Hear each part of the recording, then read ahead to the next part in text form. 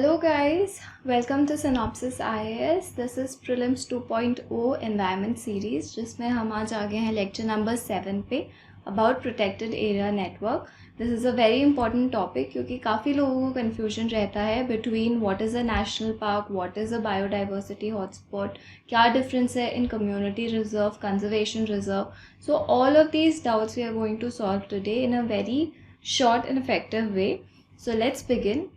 पहले हम कुछ देखते हैं इन सीटो कंजर्वेशन. कल हमने लेक्चर ख़त्म किया था ऑन अ फ्यू एक्स सीटो कंजर्वेशन मेथड्स.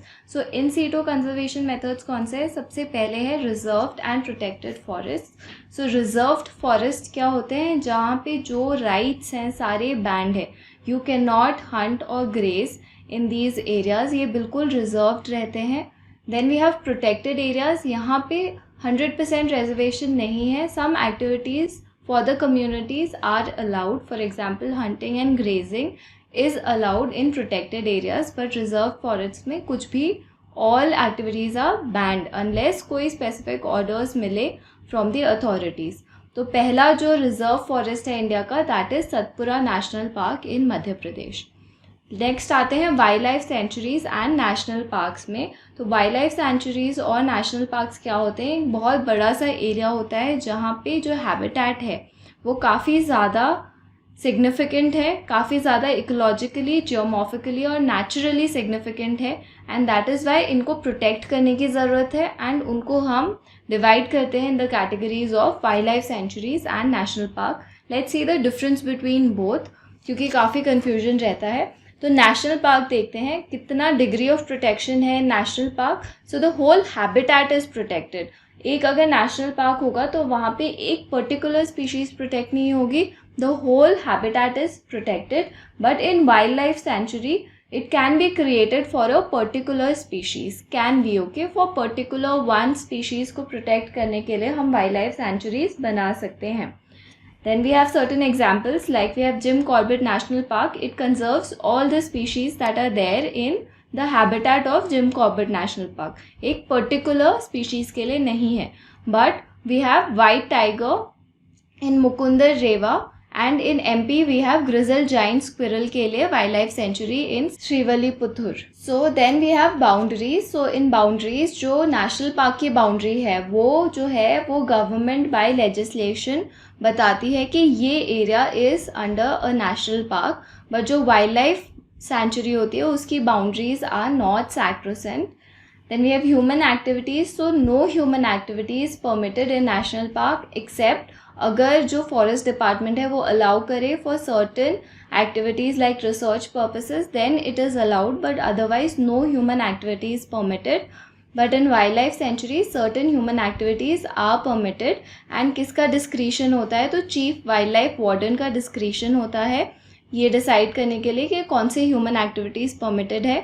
कम्युनिटी के जो राइट्स हैं फॉरेस्ट में, for example grazing, firewood collection bye tribal people is allowed in wildlife sanctuaries, but it is not allowed in national parks.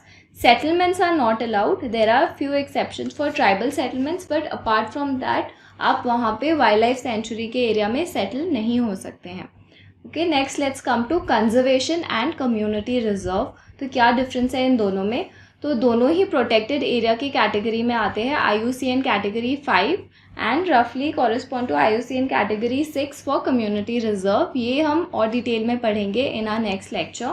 Then we have कौन declare करता है. तो जो कंजर्वेशन रिजर्व है और कम्युनिटी रिजर्व है इसका मेन डिफरेंस यही है कि जो कंजर्वेशन रिजर्व है वो स्टेट गवर्नमेंट बताती है एंड नोटिफाई करती है कि ये एक कंजर्वेशन रिजर्व है. बट जो कम्युनिटी रिजर्व है वो गवर्नमेंट नोटिफाई नहीं करती है. वो कम्युनिटी ओन लैंड में, प्राइवेट जो लैंड है उसमें कम्युनिटी ही उसको डिक्लेयर करती है that this is a community reserve. So conservation reserve जो है स्टेट गवर्नमेंट जो प्रोटेक्टेड एरियाज ऑलरेडी हैं, फॉर एग्जांपल रिजर्व फॉरेस्ट है या फिर बायोस्फीयर रिजर्व है या फिर नेशनल पार्क है, वाइल्ड लाइफ सेंचुरी है, प्रोटेक्टेड एरियाज़ के एडजस्टेंट जो एरियाज़ होते हैं उनको कंजर्वेशन रिजर्व बोला जा सकता है according to the government. Then what are the examples? So we have certain examples like Tirupati Marathur in Tamil Nadu, which was the first conservation reserve. और ये effort है village community का to protect birds की nesting को protect करने के लिए community का ये एक initiative है. And the second example of community reserve is Keshavpur चाम. तो जो sacred groves हैं ये सारे examples होते हैं community reserve के, जहाँ पे community आगे आके बोलती है that we are going to protect this area. Then who manages it? So Conservation Reserve Management Committee, and then here we have Community Reserve Management Committee जो कि इनको manage करती है. And then rights of people inside these reserves are not affected. They have all the rights, settlement rights, grazing rights, जो भी वहाँ पे collection करने का fuel and fodder collect करने के rights है, all of that are maintained and कोई उनको बैन नहीं है किसी एक्टिविटी पे. So this is conservation and community reserve. Let's move forward and see a few more in situ conservation ways. So we have sacred groves. Sacred groves एक community reserve की category में आता है. हमने लास्ट अभी slide में ही पढ़ा था. तो कोई भी ऐसी ट्रीज हैं, एनी ग्रूव्स जिसका स्पेशल रिलीजियस इम्पोर्टेंस है, कोई कल्चरल इम्पोर्टेंस है, तो हम उसको सेक्रेड ग्रूव्स बोलते हैं. ये सारी जो सेक्रेड ग्रूव्स है ये लोकल कम्युनिटीज़ प्रोटेक्ट करती हैं क्योंकि बहुत हाई इम्पोर्टेंस ये इन एरियाज़ को देते हैं बिकॉज ऑफ देयर रिलीजियस और कल्चरल इम्पोर्टेंस. तो indirectly protected under community reserve category. और ये कैटेगरी किस में आता है? Under wildlife protection act. Okay. And Indian sacred groves are often associated with temples, monasteries and shrines. ऐसा नहीं है that it is only related to one religion. Hinduism, Buddhism, all religions preach that you have to protect the environment, and that is why in this preaching they say that these trees are sacred and religiously important, so you should take care of these groves. Then examples are in Meghalaya we have Khasi and Jaintia hills जहाँ पे बहुत ज़्यादा sacred groves है. In Aravalli hills in Rajasthan also, Western Ghats, Sargun, Chanda, Bastar area of Madhya Pradesh. All of these are examples of where sacred groves are found in India. Next we have gene sanctuary. So in our last class yesterday हमने discuss किया था gene bank और seed bank. तो ये सारे जो होते हैं जो एक्स सीटो मेजर्स थे उसमें हम हैबिटेट से निकाल के जीन्स को कंजर्व करते हैं, सीड को कंजर्व करते हैं. हम क्रायो एनवायरनमेंट देते हैं, बहुत लो एनवायरनमेंट में, लो टेम्परेचर में हम उनको प्रिजर्व करते हैं. बट जो जीन सेंचुरी होता है तो वो वहीं पे हम उसको कंजर्व करते हैं जो नेचुरल हैबिटेट है प्लांट्स और वहाँ के जीन्स या जर्म प्लाज्म का. So India has set up its first gene sanctuary in Garo hills in Meghalaya for wild relatives of citrus fruits. So citrus जो है जो खट्टे फ्रूट्स होते हैं, for example we have orange and then lemon. So all of these are found a lot in the north eastern region. So the first gene sanctuary was set up in Meghalaya for these kind of citrus fruits only, and efforts are also being made कि हम gene sanctuaries और भी fruits में बनाएं, for example banana, sugarcane, rice and mango. So yesterday we had discussed that first gene bank India में कहाँ पे बनाए. So if you remember please comment. Okay, then we have 6th eco sensitive zone. तो जैसे हमारा special economic zone होता है जहाँ पे हम इकोनॉमिक एक्टिविटी करते हैं, वैसे ही इको सेंसिटिव जोन होता है which is specially designated for economic जो एनवायरमेंटल प्रोटेक्शन है उसके लिए. तो this is designated under environment protection act. These acts are very important कि कौन से एक्ट के अंदर है. कम्युनिटी रिजर्व हमने पढ़ा था, it is under wildlife protection act. Eco sensitive zone किसके अंडर डिक्लेयर होता है? तो एनवायरमेंट प्रोटेक्शन एक्ट के अंदर होता है. क्या एरिया होता है ये? तो land with in 10 kilometres boundary of national park और वाइल्ड लाइफ सेंचुरी. तो नेशनल पार्क है उसके अराउंड जो 10 किलोमीटर्स का एरिया है that is also very important, and इसलिए इस एरिया को हम इको सेंसिटिव जोन कहते हैं. इसको पहली बार ministry of environment and forest and climate change ने national wildlife action plan में बोला था कि we should have eco sensitive zones, and these protected areas are based on core buffer model of arrangement. तो एक core buffer and then we have free zone जिसको हम अभी आगे डिस्कस करेंगे. तो जो कोर एंड बफर जोन है तो ये बफर जोन में आता है, शॉक एब्जॉर्बर जोन में आता है, ताकि just after the national park की boundary ends it should not happen कि उसके जस्ट बाहर आपने ह्यूमन एक्टिविटीज़ को बहुत ज़्यादा स्टार्ट कर दिया. अगर ऐसा करेंगे तो काफ़ी ह्यूमन एंड एनिमल कॉन्फ्लिक्ट हो सकता है. तो हमें एक शॉक एब्जॉर्बर रीजन चाहिए and eco sensitive zone is that region जहाँ पे हम प्रोटेक्शन भी करते हैं and at the same time एक ट्रांजिशन जोन है जिसमें धीरे धीरे हम ह्यूमन एक्टिविटीज़ को भी इंक्रीज करते हैं. Next we have tiger reserves. तो टाइगर रिजर्व्स हैं, they can be either a national park or wildlife sanctuary. In India we have 50 tiger reserves and all of these are very important. And Project Tiger was started in 1973 जिसके under हमने tiger reserves बनाना शुरू किया था.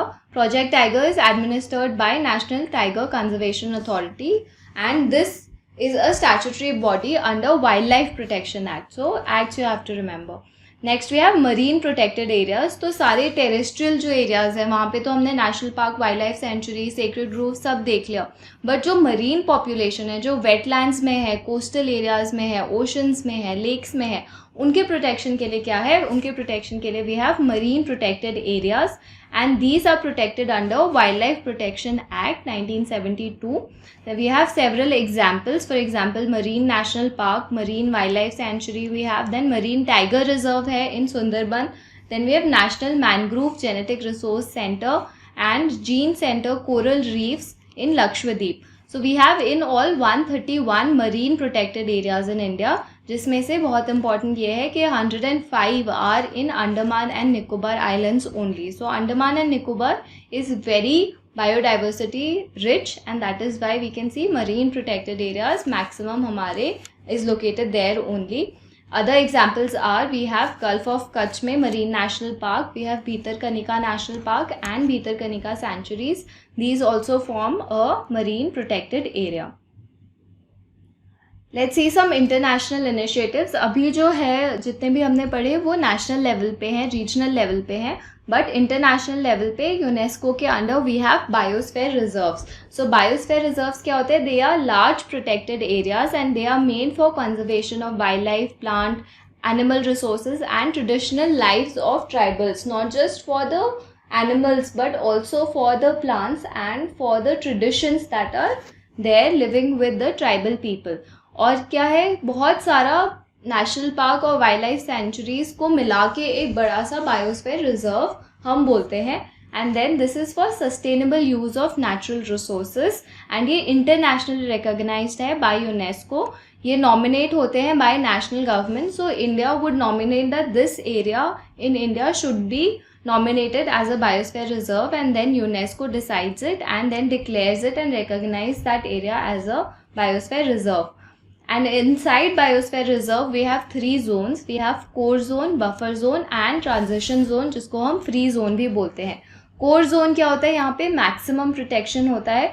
कोई भी activity यहाँ पे strictly prohibited है. No human activities permitted in this zone और स्ट्रिक्टली प्रोटेक्टेड इकोसिस्टम रहता है. कोर एरिया वहाँ है जहाँ पे मैक्सिमम बायोडाइवर्सिटी है एंड जो बायोडाइवर्सिटी है वहीं पे रिसाइड करती है. Then we have the buffer zone जहाँ पे हम लिमिटेड एक्सेस देते हैं किन चीज़ों के लिए?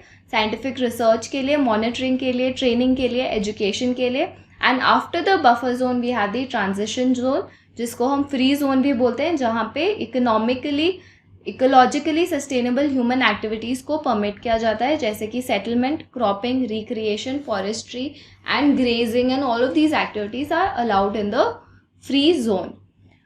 So let's see the biosphere reserves in India. In all we have 18 recognized biosphere reserves in India. And you can see that the first biosphere reserve was Nilgiri Biosphere Reserve. कहाँ पे है Nilgiri? So you can see it over here. Western Ghats में है, in between Kerala, Tamil Nadu. So this is Nilgiri Biosphere Reserve. And the last one जो अभी recent था, that was last one was in 2011, Panna Biosphere Reserve in Madhya Pradesh. So this is important to know that ये जो Biosphere Reserves है कौन से states में पड़ते हैं. So you can see Tamil Nadu, Kerala, Karnataka. 3 states में Nilgiri Biosphere Reserve है. And what are the key fauna in these regions? That is also very important. So let's see Nilgiri Biosphere Reserve में क्या key fauna है. We have Nilgiri Tahar, tiger and lion tail macaw. So you have to remember कि lion tail macaw यहाँ पे मिलते हैं. So yesterday also we had discussed कि हमने जो lion tail macaw है उसको reintroduction किया था and we have conserved the species in Tamil Nadu itself. So these are the key fauna here. Then we have Nanda Devi Biosphere Reserve. कहाँ पे है ये? This is in Uttarakhand. You can see over here Nanda Devi. तो आप देखोगे कि जो ये हिमालयन रीजन है cold desert and Nanda Devi and Kanchenjunga, यहाँ पे आपको स्नो लेपर्ड मिलेंगे क्योंकि काफ़ी कोल्ड टेम्परेचर है, ये यहाँ पे स्नो है. So you can see Nanda Devi में we find snow leopard, Himalayan black bear. Then Gulf of Mannar, so over here we have Gulf of Mannar and यहाँ पे क्या मिलेगा, dugong. So we have marine species over here, so we find dugong in Gulf of Mannar. Nokrek, so let's see, Nokreik is in Meghalaya and the most important species here is red panda, so it's found over here in Meghalaya. Then Sundarban mein it is popular for the Royal Bengal tiger. Then we have Manas in Assam. So over here Assam is known for elephants, so Asiatic elephant we have, then turtles we have, then golden langur and pygmy hawk. It's the critically endangered species hai pygmy hawk of pig, so that is found in Manas National Park. Then we have Simlipal in Odisha, so Simlipal is over here. We find Royal Bengal tiger, it's close to Sundarban, so definitely यहाँ पे हमें Royal Bengal tiger and Asian elephants are also found in Odisha. Then we have Dihang Dibang in Arunachal Pradesh over here. So we find musk deer and Mishmi takin. These are very important species, Mishmi takin and musk deer found in Dihang Dibang. Then we have Panchmari Biosphere Reserve, जहाँ पे हमें squirrels मिलते हैं, giant squirrel and flying squirrel. Then we have Achanakmarg Amarkantak Biosphere Reserve, which is again in Madhya Pradesh. You can see over here, Madhya Pradesh में 3 है. We have Panchmari, Panna and Achanakmarg Amarkantak. So maximum biosphere reserves are in Madhya Pradesh. So here also we find that we have Indian wild dog, Sarus crane is there, white humped vultures are found and sacred groves of bush frogs are found over here. तो vulture पे question already आ रखा है कि कहाँ ये found होते हैं. And you can get these questions and match the following, that this species is found in which biosphere reserve. So this is very important. Let's come to next, Great Run of Kutch. So Run of Kutch is in Gujarat, and what do we find here? We get Indian wild ass here. Then we have cold desert. Already I have discussed that over here you will find snow leopard and also red panda. Then we have Kanchenjunga. So snow leopard and red panda in Kanchenjunga, which is in Sikkim. Then we have Agastyamalai Biosphere Reserve, जो कि है केरला और तमिलनाडु में. यहाँ पे तो केरला तमिलनाडु में what do we find, Nilgiri tahr again and Asian elephants. तो नीलगिरी के पास है, तो Nilgiri tahr is found over here. Then great Nicobar, so Andaman and Nicobar में what we find, salt water crocodile, very important, salt water crocodile is found in Nicobar. Then we have Dibru Saikhowa in Assam. So over here we find ducks, water buffalo, then we have parrot-billed tiger and caped langur. Then we have Seshasalam Hills in Andhra Pradesh, जहाँ पे slender loris हमें मिलते हैं. And then finally we have last one, Panna in Madhya Pradesh, and we find tiger, cheetal, chinkara, sambar and sloth bear in Panna. So this you can revise. आपको याद नहीं करना है ये. Once you have done one reading of these, then you will have an idea. अब मैंने आपको एक बार बता दिया तो you know snow leopards कहाँ पे है, you know that pygmy hawk कहाँ पे था. Okay, and then you remember that Nilgiri Tahir कहाँ पे मिलते हैं, you remember that lion tailed macaw कहाँ पे था. तो कुछ idea. Then royal Bengal tiger we had studied in Similipal and Sundarban. So we have a faint idea and that is enough to solve your prelims questions. Okay, apart from biosphere reserves we have certain man and biosphere sites जिनको internationally UNESCO ने एक network में recognise किया है, and that network is named as man and biosphere sites. So out of these 18 biosphere reserves जो हमने पढ़े, 11 जो है वो आते हैं हमारे मैन एंड बायोस्फीयर साइट्स में. So these are the 11: Nilgiri, Gulf of Mannar, Sundarban, Nanda Devi, Nokrek, Pachmarhi, Similipal, Achanakmar Amarkantak, Nicobar, Agasthyamalai and we have Kanchenjunga जो कि रिसेंटली 2018 में मैन एंड बायोस्फीयर रिजर्व्स में इंक्लूड किया गया है. Okay, so you try to mark all of these. जो हमने लास्ट स्लाइड में पढ़ा था उसको आप मार्क करिए मैप में, एंड देन सेपरेट कलर से आप उन 11 साइट्स को मार्क करिए जो कि आता है मैन एंड बायोस्फीयर रिजर्व में. Okay, so let's move forward and see the next slide. So man and biosphere programme क्या है? It was build to build up a world network of biosphere reserve. 1971 में ये start हुआ है and it is started by UNESCO. What is the objective? तो long term in situ conservation करना है हमें, and we have to give opportunities for education and training, क्योंकि ये इंटरनेशनल नेटवर्क है. तो जो इंडिया के बायोस्फीयर रिजर्व्स है they are connected to international biosphere reserves, and it increases the opportunities to educate ourselves about the species that are living here. And international cooperation है, study कर सकते हैं हम effect of human interference on ecosystem and conservation कर सकते हैं for present as well as future. Then we have biodiversity hotspots, जो हम ऑलरेडी डिस्कस कर चुके हैं. इंडिया में 4 बायोडाइवर्सिटी हॉटस्पॉट्स है, हमने पढ़ा था. हिमालयन रीजन है, इंडो बर्मा है, सुंडा लैंड है, and then we have Western Ghats. तो वो बायोडाइवर्सिटी हॉटस्पॉट्स थे जो हम लास्ट लेक्चर में कवर कर चुके हैं. And finally we have Ramsar sites. Ramsar sites क्या है? तो वेटलैंड के कंजर्वेशन के लिए इन 1971 एक इंटरनेशनल ट्रीटी साइन हुई थी. एंड ये इसका नाम रामसार इसलिए because this was signed in Iran in a city called Ramsar. What is the philosophy? So we have to do wise use of wetlands, and according to Ramsar Convention, जो definition है वह wetland की, that is quite broad. It includes all lakes and rivers. Underground aquifers को भी include किया गया है. Swamps, marshes, peatland, oases, estuaries, deltas, tidal flats, mangroves and other coastal areas along with coral reefs. इन सबको ही हम बोलते हैं wetlands under Ramsar sites. And it includes all human made sites also. So it's not like naturally occurring है. काफ़ी सारे India के Ramsar sites हैं जो artificially made है. So human made sites are also part of Ramsar sites wetlands. And fish ponds, rice paddies, reservoirs and salt pans which are human made are also part of wetlands.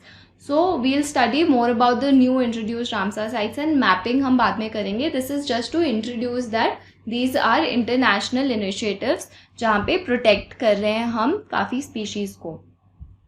देखते हैं कुछ conservation efforts in India. So India में काफ़ी सारे हमने project start किए जो हमारी की बायोडाइवर्सिटी है, स्पीशीज़ है, उनको प्रोटेक्ट करने के लिए. So what are those? So the most important is project tiger, project elephant. Then we have vulture conservation, rhino conservation, snow leopard conservation, sea turtle, dolphin, project hangul and Indian crocodile conservation. Salt water crocodile हमने कहाँ पढ़ा था? If you remember it was in the Nicobar.